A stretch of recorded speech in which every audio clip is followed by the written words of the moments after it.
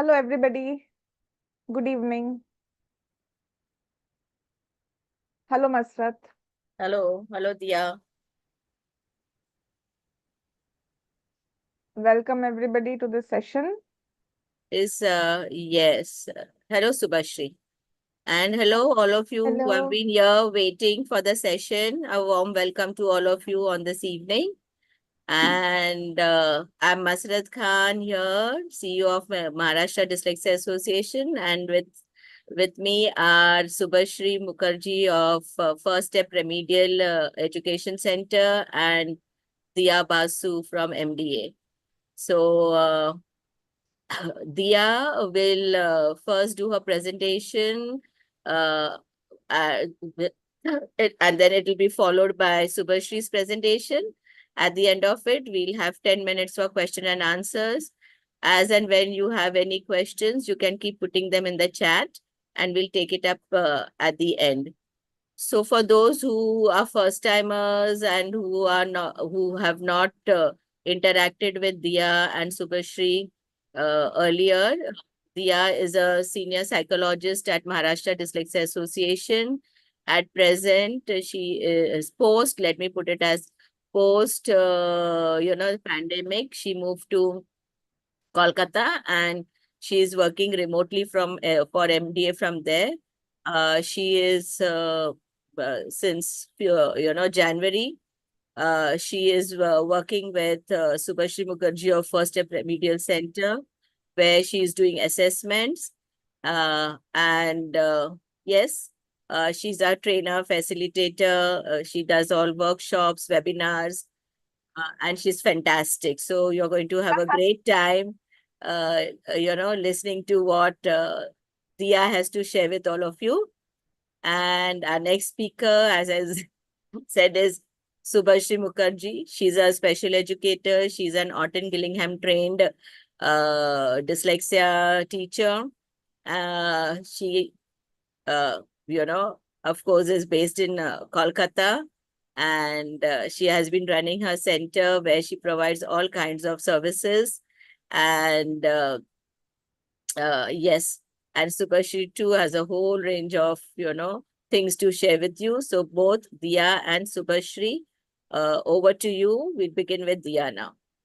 Thank you so much, Masrat. And great to hear that I'm fantastic. That always feels good. So thanks for that. And I'll be beginning my session now. All of you know today's session is on classroom strategies. This is the World Dyslexia Awareness Month, and we have been speaking about creating awareness for dyslexia. We have had several workshops on identifying dyslexia, understanding dyslexia.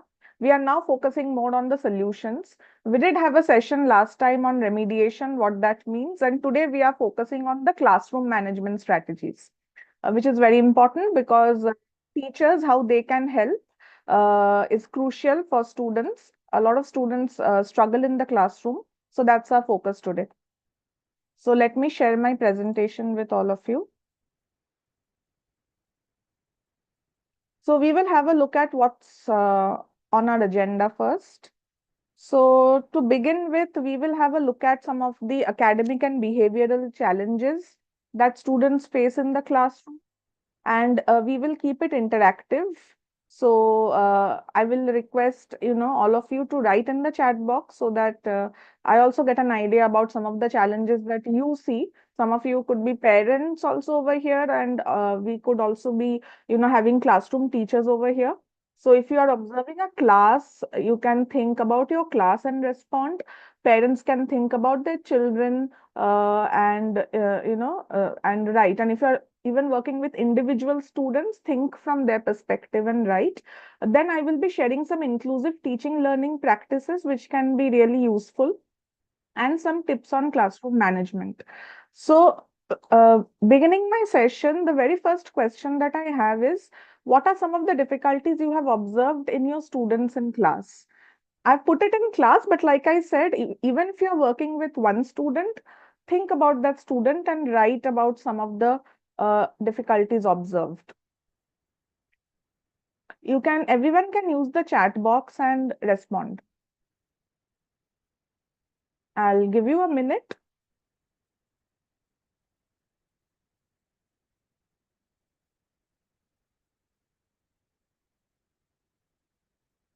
Okay, thank you, Sumaya, for your response. Reading, writing, and understanding. All right, very true. Uh, for students, especially who have dyslexia, dyslexia is a problem with reading. Reading in turn also affects writing skills and understanding. Anjum is saying completion of work at different paces. Okay, very relevant. Comprehension, Akanksha is mentioning, of course. All right. We are covering some of the academic areas, as you can see in the chat box. Also think about some of the behavioral aspects. And if you can mention something in that regard, that will be great. Spelling, creative writing, of course. We know students with dyslexia can have excellent, creative ideas, but when it comes to putting them on paper, it goes haywire, right? Attention and behavior. Okay. So attention is one skill that Akanksha is pointing out. Any other behavior issues also, if you have observed in your students, please feel free to write. Okay, Anjum is talking about getting distracted easily. Very relevant again. Thank you so much. Swati is speaking about reluctance for written work and difficulty with concentration. So you can see that there's a pattern over here. Attention and concentration is coming up multiple times. And the first strategy that I'm going to talk about will cover that. So thank you so much for these responses. Moving on, I have sort of summarized, like all of you have given me a lot of inputs right now, and some of them had to do with academics and some of them had to do with the behavioral aspect. So I have collated over a period of time. Teachers and parents have spoken about numerous academic and behavioral issues that they have observed in students or in their children. So when it comes to the academic part, of course, reading, spelling, writing, like Anjum mentioned, incomplete assignments, also the written work, it doesn't appear very neat, so handwriting issues are also reported. Behaviorally, we see there are students on, extremes of the spectrum. So sometimes students can be very loud, they can play the class clown, disturb others, or sometimes we see students are getting withdrawn and they are sitting in the back bench hiding away, they don't want attention to be drawn to them. So we have seen both the kinds, in a class. Distracted is something that a lot of you have mentioned, of course.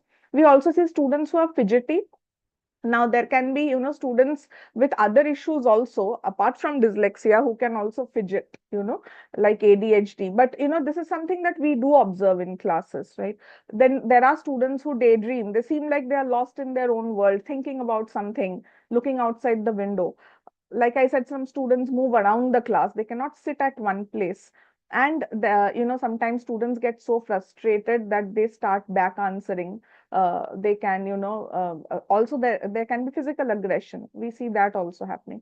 So this is, what we have come across. So let me target the first area. So concentration is a very important skill. If we cannot concentrate, of course, learning is not possible. So, and a lot of times we do see students who have dyslexia are distracted in the class. There are various reasons for it. And of course, the primary reason is that if you are not able to understand what is going on in the class, you have been told to read, or you have been, the teacher is going on explaining about something and you are not able to catch up, then of course it is very difficult to sustain your attention, and your mind tends to drift away. So that does happen, and the very first strategy that I have over here is the be here now strategy. I'm discussing this first because this is a very simple but a very effective one, and we have seen this working wonders with students in the classroom and even with individual students. So even if you're working one on one with a student, this can be really effective. So, and the great part about this strategy is that you do not need fancy tools. You do not have to invest a lot of money, or you do not need a formal training to be able to implement this. You just need a piece of paper, a white sheet of paper, a few crayons, and all you have to do is draw a smiley face and write "be here now." So what does this do? This acts as a reminder that, if I see it, I know that, oh, I have to be somewhere else. My mind has wandered off. So yellow is a color which gets our attention. Okay. And what a teacher can do is, you just make a poster with this big smiley face, "be here now," and it can be pinned up anywhere in the classroom. on the notice board. It can also be, put up on a small flashcard which the teacher can hold. So a lot of times students do get distracted, and even regular students get distracted, all of us get distracted. So instead of telling the students again and again, look at me, pay attention, concentrate, and we see sometimes, when students are not able to focus, the teachers also become frustrated because teachers are also human beings. So, and then you raise your voice, and that becomes very threatening for students, and it doesn't yield great results either. So we see sometimes teachers are shouting and saying pay attention, but it's not getting the right results. So if the teacher just holds up the card, if a one particular student is being distracted or is daydreaming, if the teacher just holds up the card without taking that student's name directly, the student knows, okay, I have to come back. So this is very non-threatening, this is non-judgmental, and it can be used, this can be taught to students as well to create. And we have been doing this at MDA. We have been teaching our students to create their own Be Here Now posters. I will share one of the posters created by one of our students. Cannot take names here, but this is one of the posters made by one of our students, and that student uses this while studying, and it has benefited the student. So sometimes, all the time you cannot have a human being coming in and telling you to focus and pay attention. This is becoming self-reliant. You are creating your own reminder, you are creating it by your own hand, and that you are using to bring your focus back. Very simple, yet very effective. We had this one student whose table was near the window. So this student would be sitting there to study, and of course, windows are great distractors. We tend to look out of them what's happening outside, and studying takes a lot of focus and effort. And especially students who have learning issues, it's hard for them to focus. So the attention of that student will continuously go outside. Will keep looking outside the window. So we suggested that keep your Be Here Now poster near the window, okay, somewhere, so that when you want to look outside the window, your eyes will go to the poster and you will bring your focus back. And the student did it, on his own. Used it. And then said that, teacher, when I look outside now, I can see the poster and it does help. So this is not like this doesn't eliminate distraction altogether, but this is a great tool to minimize distraction to bring the focus back. So this is one of the strategies for bringing the concentration or the attention of the students back on task. Okay. The second strategy that I would want to talk about is of cooperative learning. Now, what is cooperative learning? Cooperative learning is all about collaboration, collaborative learning. So, apart from being, students not being able to concentrate or, getting distracted, another issue that teachers have also reported is that keeping up the engagement level or the participation level of the classroom. In a typical classroom setup, at least in the Indian context I'm speaking, we see a very hierarchical model, isn't it? Like the teacher is at the apex, the teacher is on one side of the room, could be on a dais, and all the students are in front of the teacher. The cooperative and the collaborative learning requires a different classroom setup. So instead of the teacher being at one side and the students in another side, you divide the students into arrange the classroom chairs in such a way that you create groups or learning hubs, we can call them. Okay. And create enough space so that the teacher can move around these hubs or the learning centers. So again, this doesn't require cost. This is just a different way of structuring your class. So what it does is, if there is a particular topic that a teacher is, teaching, instead of the teacher giving all the information at one go and the students are just passively listening, the teachers can pose a question to the students about the topic or a section of the topic and ask the students to do some brainstorming, come up with their own ideas, probably think about what they already know about that topic. This can be a great idea, about bringing the background knowledge to the forefront. So the teachers can ask, like, what do you know about this particular topic? Why don't you discuss among yourselves? Brainstorm. Or what do you think this chapter is likely to tell us? Okay, for example, if I take a history chapter, Okay, how did the Indus Valley civilization come to an end? What do you think may have happened? Can you brainstorm ideas and discuss it among your groups? So you have the textbook and everything, that's fine, but let the students do some work on their own first. That's the idea over here. This, immensely improves the classroom engagement and the participation level, and students learn to take responsibility, of their learning, because all the time spoon feeding doesn't result into great learning until and unless you apply your own mind. So in the brainstorming strategy, students can be divided into groups and you can assign roles to the students.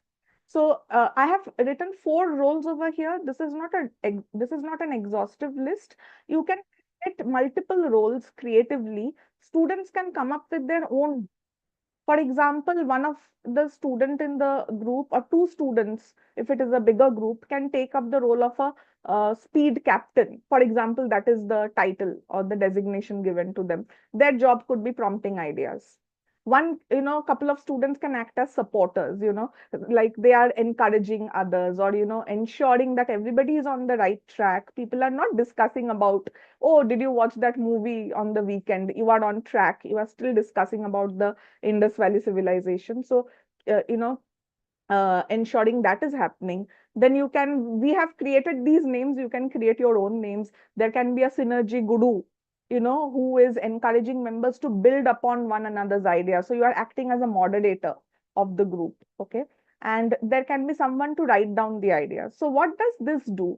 When you're working in a group, some students could be great at generating ideas, but they may not be that great at writing down those ideas. So someone could have good writing skills, so they can take up the role of the writer. And the ones who have, they want to give their ideas, they can take up that role. And again, the next time there can be a role reversal. So all the students get to play different roles to the best of their ability, and it promotes classroom interaction. So every student gets to interact with every other, because your groups won't be fixed. So if you make a group of 5 to 6 students one time, next time there will be a shuffling and you will have a different group. Okay. And this will ensure that every student is getting to interact with every other student. So the one who is lagging behind in class gets to interact with the girl who is coming first in the class. Okay. And usually we see in traditional friendships, these cliques form. So the best performers hang out together. Okay. They don't hang out with certain people. That we do see happening in the school setup. So that also, those issues also get eliminated when you have cooperative learning. Think, pair, share is a variation of cooperative learning. So like brainstorming is one way of having cooperative learning in your class. You can also think about this particular way, think, pair, share, where the teacher again poses a question, the students think about their response, and here you can pair, the students can pair with another partner to talk over their ideas, and then you share the ideas with the class. So this is somewhat like a study buddy, but that's different. A buddy is different, and here you are just pairing with another student for that particular class, for that one question. So you are not alone. No student feels that they are alone and they have to answer everything on their own. You always have some support system. You can always rely on another student. Another variation of cooperative learning could be numbered heads together. So the teacher can come into the class and just count of students like 1, 2, 3, 4, 1, 2, 3, 4. Every student gets a number from 1 to 4. And then all the ones come together. All the twos come together, the threes come together, the fours come together. And then again, the teacher is asking the question. The students put their heads together to discuss. The teacher is randomly calling out a number. So I call out 3. So group 3 is then sharing their answer with the class. So again, this ensures that there is a random shuffling happening. So there are no fixed group is getting formed. So every student has the opportunity to interact with every other student. So this is to do with cooperative learning. This is for engagement and participation. So I covered 2 strategies so far. One is on concentration, the second is on engagement, participation, collaboration. Now I'm going to talk a bit about comprehension. So comprehension is another aspect which is affected. And when I asked the question today at the very beginning, some of you did write about difficulty with understanding. And that does happen with students who have learning issues. They don't understand what's going on. And usually, the traditional way of teaching, though things are changing a lot, teachers are using innovative techniques to teach. A lot of times we do see that the teacher is coming with the textbook and just opening the page and going on explaining about what is there in the text. So we can do it differently. So the power of asking questions is what I want to focus on over here. So if we ask questions and if the students are made to think about those questions, then that greatly aids comprehension. So by questions I mean the WH questions over here. Again, very simple, and teachers do not need any fancy tools. You don't need funds or a lot of money to implement this in the classroom. Very easily, this can be done. This can be done in all languages, and this can be done for all students. Though I have taken an example, keeping in mind primary students over here, this you can even apply for, students in the higher grades. So it could be like teaching a story at a lower grade to, teaching Shakespeare. You can also do it with Julius Caesar if you want to. So asking questions like who is there in the story, or who are there, who are the main characters, what are their roles, what do they do, okay, when is the story taking place, okay, or what, the setting, where is the story taking place, and why do you think the characters um, are behaving in the way that they are behaving, why are they doing this, and how does this story end, okay, what do you think will finally happen. So you are encouraging the students to think continuously, and they are making a lot of predictions because they haven't yet begun reading the story. So all of this that you are doing is a pre-reading activity, basically. So over here, you can see this picture. So if I just ask all of you to participate quickly in the chat box, if I just ask you, who are these characters, do you think?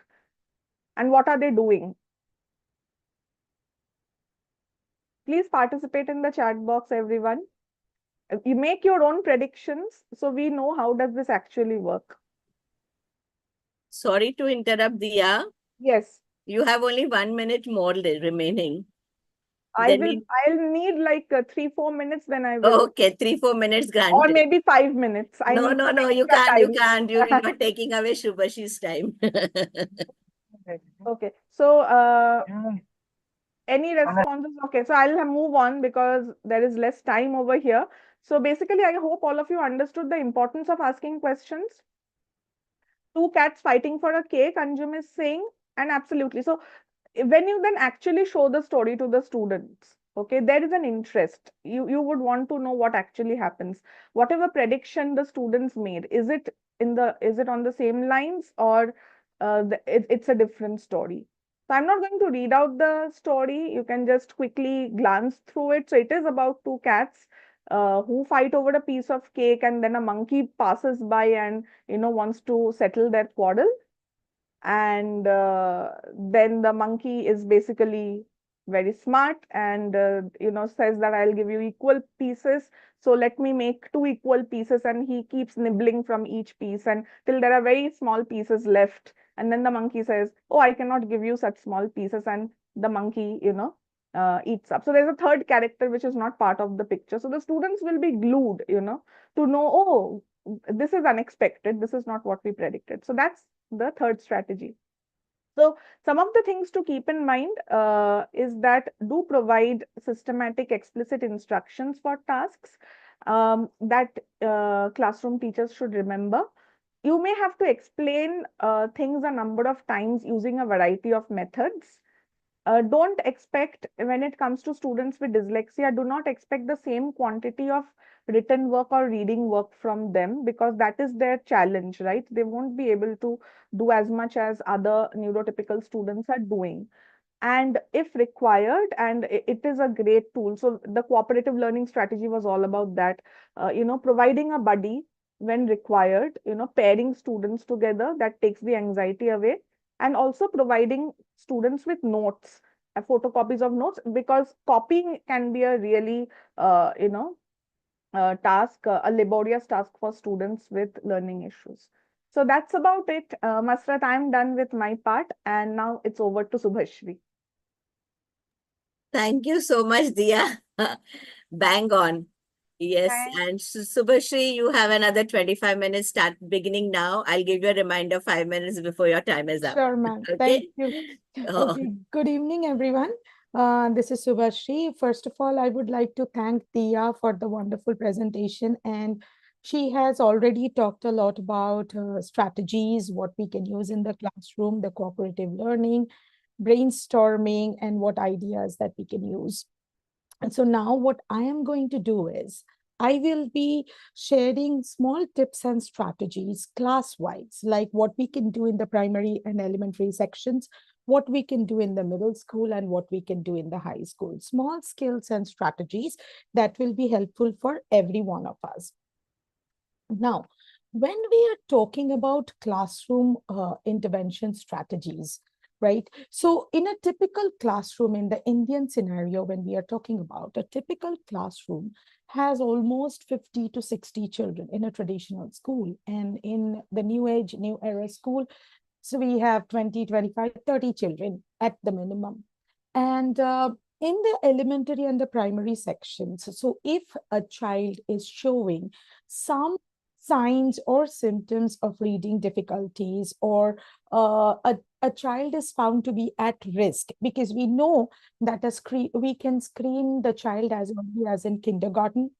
So if a child is found struggling, or if a child is showing to be at risk, so we can apply some strategies which is applicable for the whole classroom setup.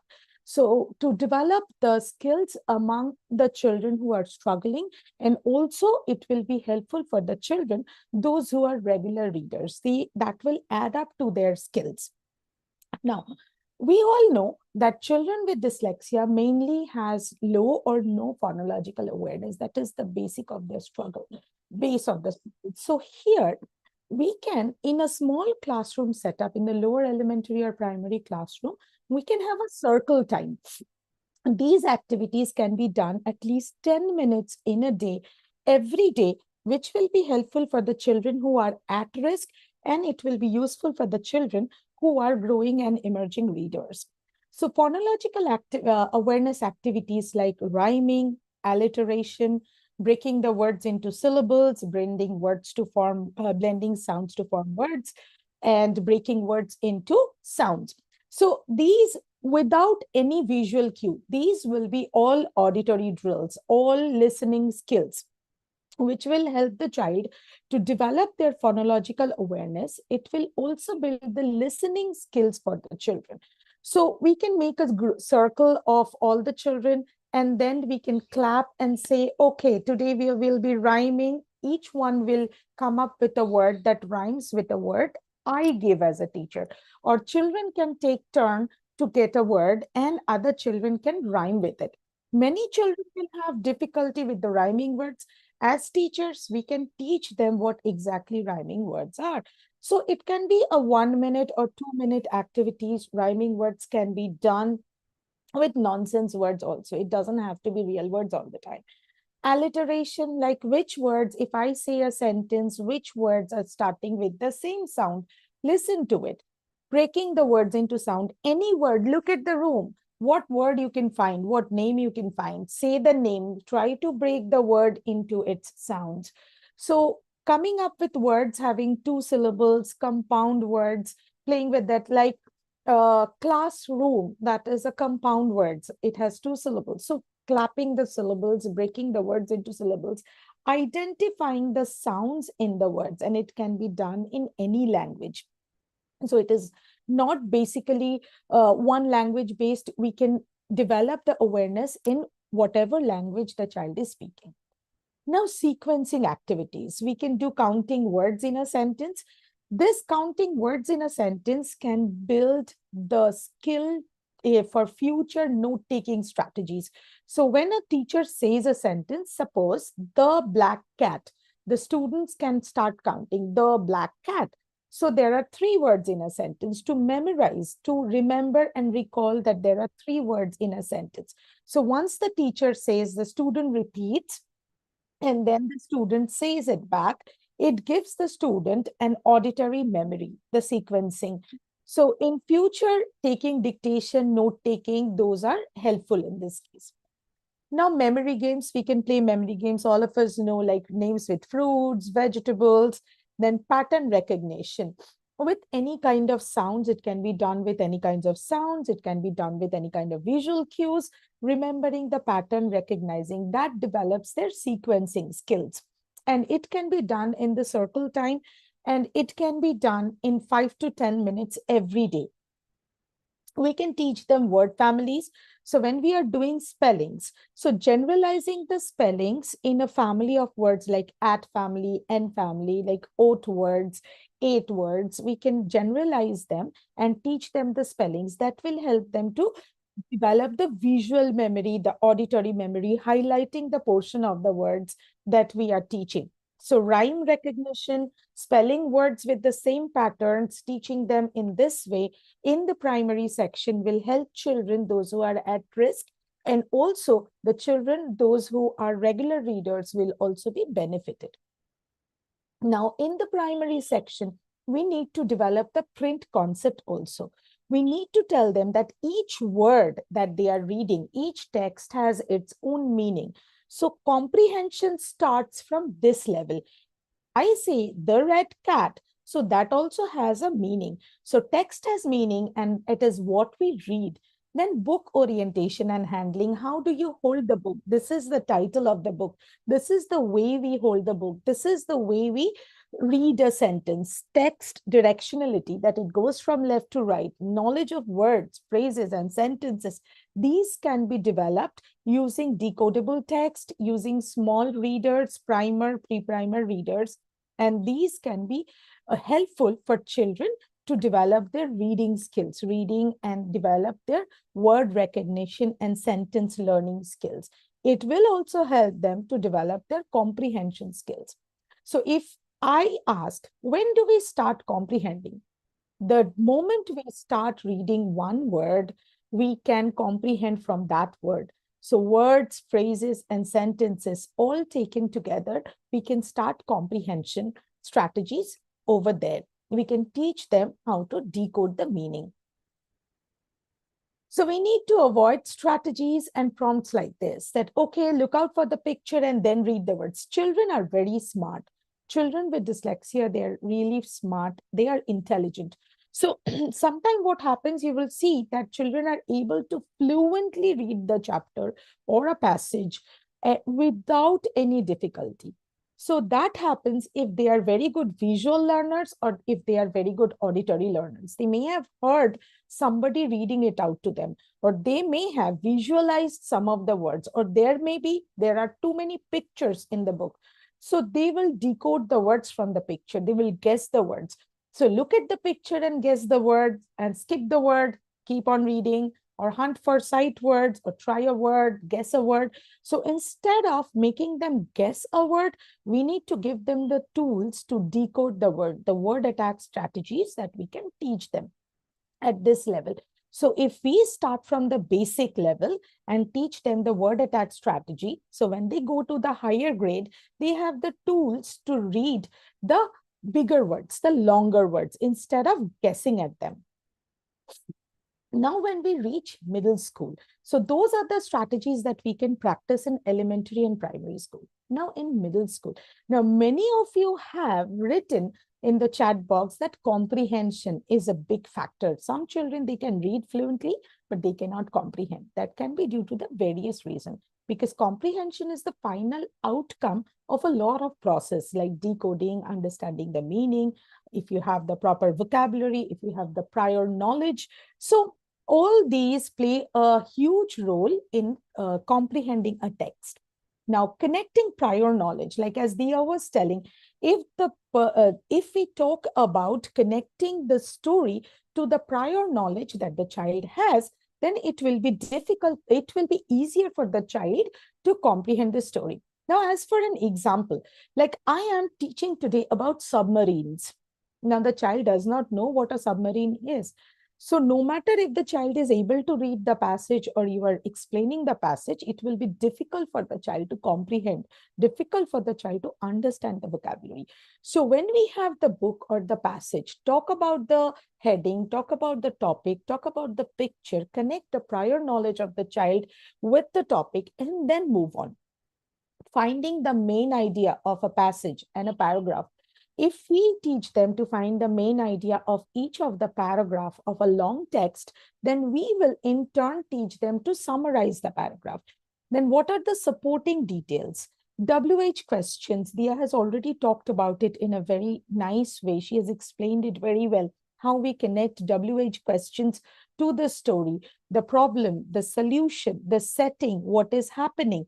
Then comparing and contrasting, comparing the situation, contrasting and comparing to characters in the story, to events in the story, then sequencing the story. What can you infer from this story? Like there is a statement, he went out with an umbrella. Why he has gone out with an umbrella? What can happen? Like why umbrella? Where do we use umbrella? When do we use umbrella? Then character summary. If you have 2 or 3 characters, point out the characters in the story. What do you understand? What are the characters' qualities? What are their special qualities? So jotting down the points, that also helps to understand the chapter and the passage. And it can be for any level. It can be starting from the primary to social studies, to science, to geography, to literature, anywhere this can be applied. Then the PWL strategy. That is another strategy for teaching comprehension, where we connect the prior knowledge of the child to the passage, then ask the child what they want to learn, and then finally read the passage and find out the questions that if the child has been able to know whatever he wanted to from the passage. Now, then there is another strategy, what we call think aloud strategy. That is another strategy, a very nice strategy to understand the passage, where the child is made to research, connect, question using the WH questions, all these strategies, whatever we are talking about, connect each and every one, think it aloud, and then talk about it, and then comprehend. So these are few of the things that we can teach them to develop their comprehension skills. Now, vocabulary development. A child will definitely struggle with comprehension if the child does not have proper vocabulary. The child will struggle with comprehension, with writing skills, and even with verbal skills and verbal comprehension.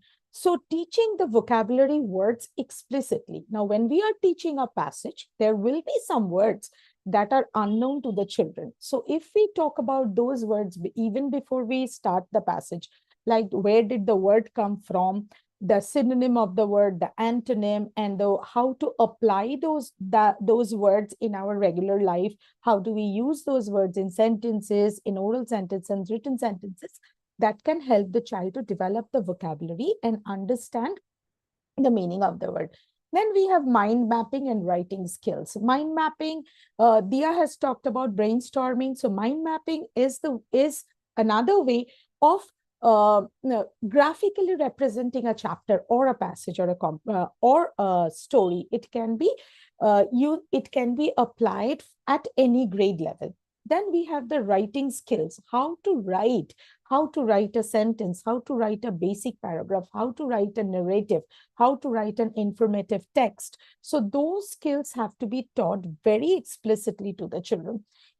And in an Indian scenario, in an Indian classroom, it is very difficult to address all these skills, but still we can apply little bit of these skills in every subject, in every class, for 5 to 10 minutes, which will help the children who are struggling readers, and also the children, those who are reading regularly, and the regular children in the class.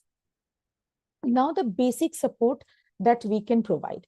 We can, in the middle school, as per the NEP 2020, it says that children with special needs should be given the proper support so that they can at least complete their basic schooling. So according to that, giving them assistive devices, calculator, typed materials, project-based work, assigning a reader or a scribe, and not marking down for spellings. These are the things on accommodation that can be given in the school scenario, in the school setup. So that will be helpful for them. That will reduce their stress. Reduced and modified curriculum to relax the load from the child. So in the school setup, like from 5th to 8th grade, we can just try and reduce the curriculum, modify the curriculum so that the children are not stressed. They can understand that, okay, I'm able to do something to boost their self-esteem, to boost their abilities, their capabilities. We can give them modified question paper if possible, and we can give them short questions or easier questions in the beginning of the question paper so that they do not get anxious while writing the answers during the examinations. Oral answers and multiple choice questions can also be given. Now in grade 9 and 10 or 12, the curriculum does not allow modified question paper. So in future, in going forward, we will have to teach them study skills, and we'll have to put them through the mainstream curriculum. But as much as we can do in the school setup, that will boost up their self-esteem. If we help them, it will in turn boost up their self-esteem and help them to proceed further.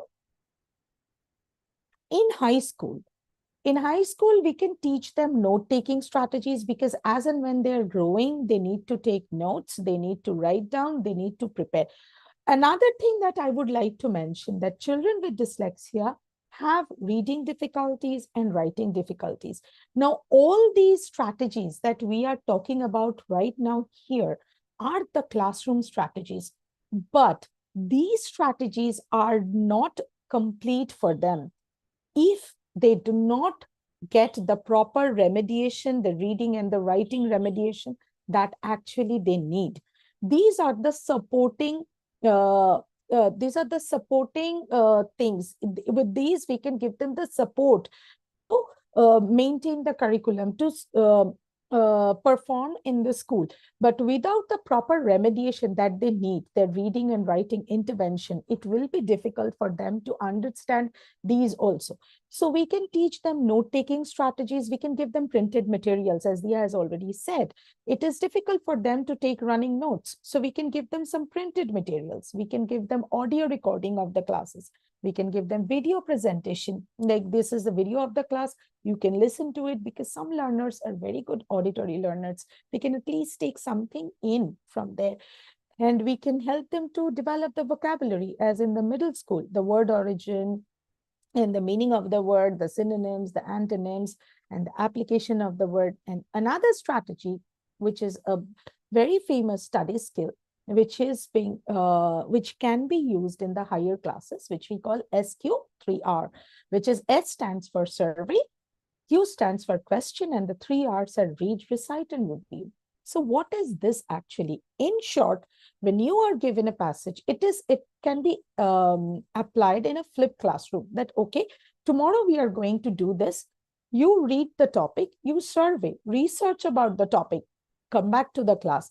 Then we can talk about the survey, we can question, we can read the passage, we can recite, retell, and then we can review what we have done. This SQ3R strategy can be started from as early as 5th grade and can go on until the high school. Again, which I will reiterate and say that these techniques and strategies will not be 100% helpful if the child does not get a proper remediation or the proper support to develop their reading and writing skills, because the child is struggling with reading and writing. These strategies can be implemented in the classroom to support the dyslexic learner. Now, other strategies, teaching, as Dia has already said, it has to be structured, consistent, it should provide routines, it has to be, we may have to repeat the instructions several times, and we may have to explain, and because students have difficulty retaining information. Seating arrangements, buddy type, buddies and friends, and grouping, the cooperative learning strategies can be used in the classroom. They can be made to sit in front of the board and in front of the teacher, and they can be helped to listen, to take notes, and guided. Now we can also give visual schedules like Dia has already talked about. Charts, graphs, steps, reminders, graphics, all those can be put up in the classroom. But we have to be very careful about giving visual schedules. It should not cause a sensory overload to the children. Sometimes with too many pictures, too many graphs, and too many posters on screen, children get overloaded. Sensory overload can be there. Now, teachers should be equipped with proper training, skills and tools, and application strategies. So whatever classroom strategies I talked about, or whatever things we can teach the children, the teacher who's teaching it or applying it must have a proper training. They should have the skills and tools to implement that in the classroom. And they should know how to apply those strategies, where and how and when, and with what they can apply those strategies with. Here in MDA and in First Step, we do workshops and trainings, and we provide support to the classroom teacher to teach the basics, learn the basic strategies, and to implement it in the classroom. So with small skills and strategies that I have talked about, with the small inputs that I have been able to give, if you want to know more, you can get in touch with us. And I hope this will be helpful for the parents and the teachers, those who have joined us today. Ma'am, I come to the end of the presentation here. So if you have any questions, we can take it up from here. So thank you, Subhashri. You were on time. I didn't need to give you any reminders. So we have lots of time to take up questions from the audience. I'm sure there are teachers over there who would have questions, who should actually have questions for you all, because it is all about classroom strategies and their implementation. Though, we talk about classroom strategies for students with SLD or learning differences, these strategies are for all students, and all students will benefit from these strategies. When you talk about National Education Policy 2020, if you are aware of that, it talks about universal design for learning. It talks about inclusive education. So these strategies, if you implement in your, lesson plan, when you are planning your lessons, if you plan your lessons, keeping in mind your, students with different learning needs in your class. They may not have a disorder, but we all know that we all learn differently. We have different ways of perceiving things. So if you have an inclusive approach and if you use these strategies, all children are going to benefit from it. So Akanksha here has a question. Tips for taking remedial during inclusive classroom. Modification in graded curriculum. I'm not really very sure. Children are more comfortable with Hindi first, then English. I'm from Delhi, so we should start with one language first. So who wants to take this question? I think Subhashri, since it's remedial, would you like to address this? Yes, of course, sure. So, see, it depends upon the school, right? Because if the school is teaching in English, it's an English medium school, right? So, somewhere you will have to teach them to be fluent and to be understanding in English, right? So, they will have the second language, but if the school is CBSE board or ICC board, and if it is the English medium school, the intervention should start in English. You may explain the child in Hindi to connect the background knowledge and to connect the language spoken at home, because that is the child's acquired language. So that might be connected. But if the school is teaching all subjects in English, it is advised that the remediation continues in English. Right, ma'am? I think this should be, yeah. So here in this case, this remediation should start with English, and if needed, then it can be moved on to the Hindi.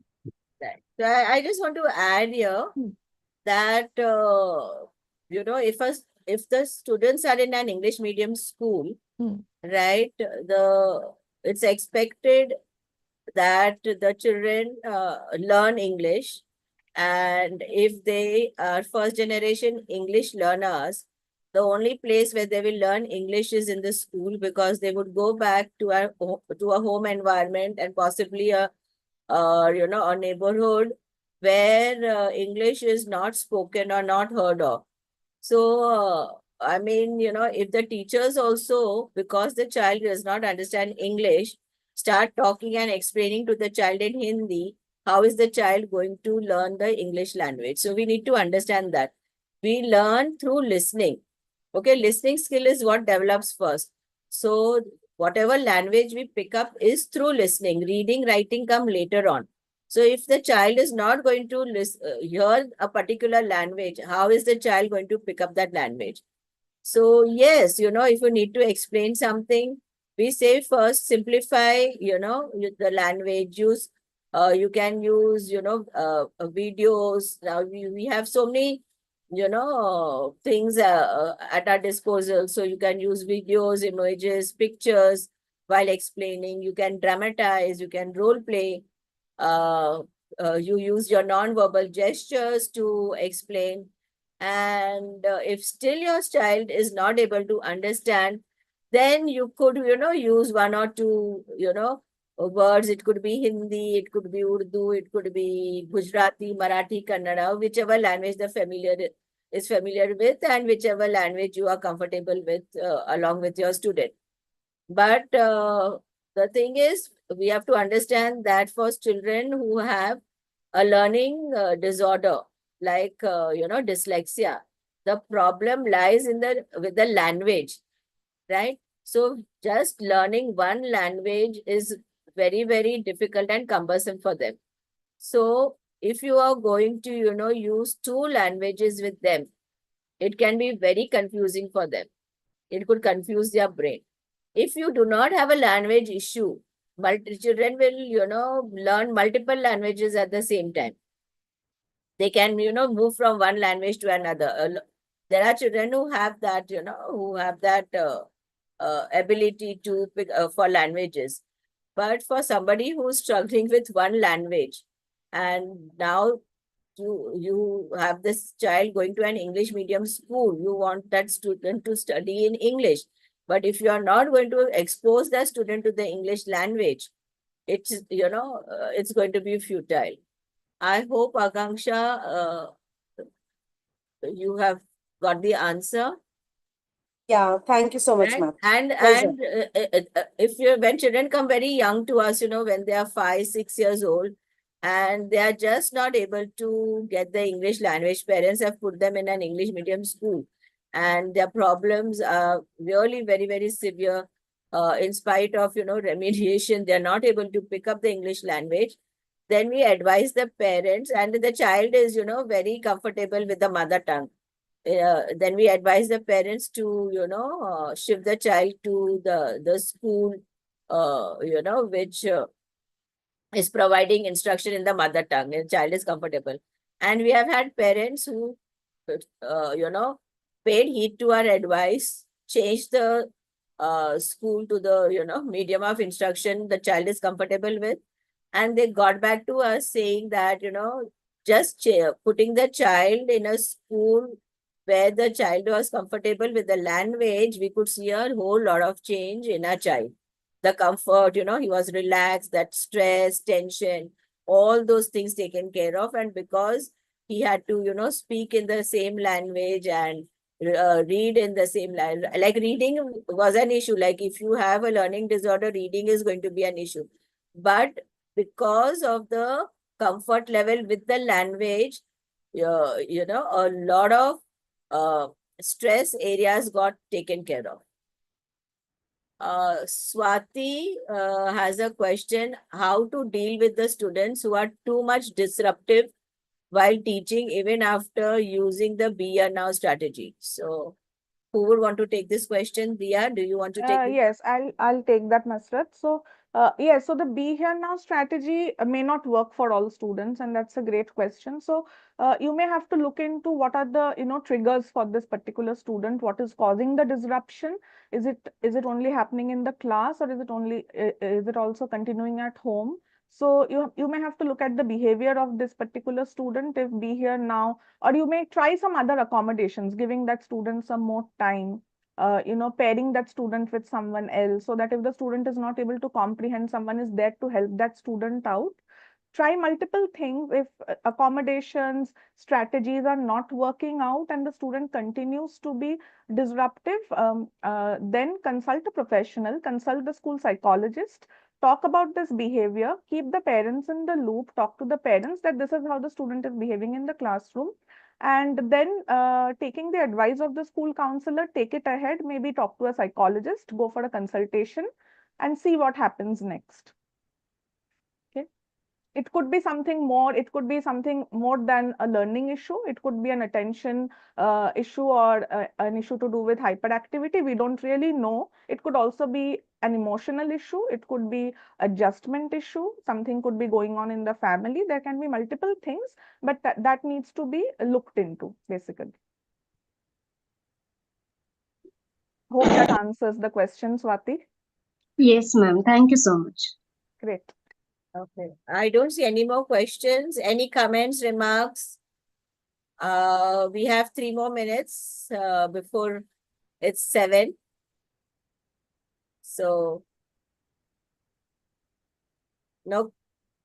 Okay, Manisha says she loved the session. Manisha, hello, nice to see you again. Manisha, you had something, on the 20th, and I told you this session is where hopefully you will, get to know what you're looking for. I hope you got it. Do you want to say something?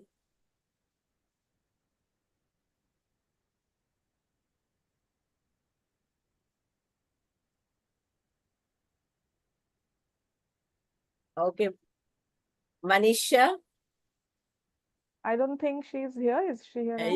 No, she just said love the session. Maybe she said that and left. Yes, I think so. Yeah. Okay. So yeah, Sugra says immensely useful. Thank you. Thank you, Swati. Thank you, Ramiza. Thank you so Okay, much, Manisha. No, everyone. Manisha is very much here, but she says she's not able to switch on audio. Right. Thank you, Anjum. Thank you for always being here, attending our sessions. Big support. Yes, motivating us. You want to say something, Anjum? It is wonderful to be here. Can't Part hear of you, Anjum. MBA. I just feel a part of MBA when I attend these sessions. So thank you so much for having them. Thank you. And, yeah. Yes, thank you, Akanksha. And we are on YouTube. Those who missed the first part of the session, you can follow us on YouTube. All our sessions that we have had in this month, you will find on YouTube. If you have missed the sessions, or if you have missed part of it. Yes, Akanksha, thank you so much. We are glad you found it very resourceful and useful. Thank you, Shubhangi. Thank you to Ramiza, Manisha, Anjum. I think so Yes, many names. Ramiza also Sugra, said very Akanksha, informative session. Thanks, Ramiza. Shubhanga. Thank you. Thank you, all of you. So it's 7 o'clock. Maybe we can stop live streaming and Thank you, everyone. goodbye. Thank you, And thank you, everyone. everybody. Have a good Thank you for evening. joining. And teachers who are on vacation, thank you for joining in on a Sunday evening, close to Diwali. Thank you so much. And wish you all happy Diwali, happy vacations.